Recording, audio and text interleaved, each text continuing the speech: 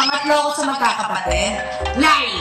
Sorry, wala pa pala ako ko. Pangalawa, 5 yung ex-boyfriend ko. Pangatlo, favorite color company. Dalawang totoo, isang hindi. Kasi nangalingan yung 5 ang ex mo. Paano mo nasabi? Kasi, alam ko naman na kahit marami kang ex, isa naman ang minahal mo. Wow, hinahirapan ka ngayon. Paano mo i-edit out yan? Isa lang yung minahal mo. Ay, hindi! Hindi sa bibig mo na dahil hindi ka makamove on. Pag alam mo, ikaw, pinapahinggan mo. Tama ba ako? Oo. Yun na, basta tatlo lang. Isa-isay mo natin. So tama siya sa unang round eh.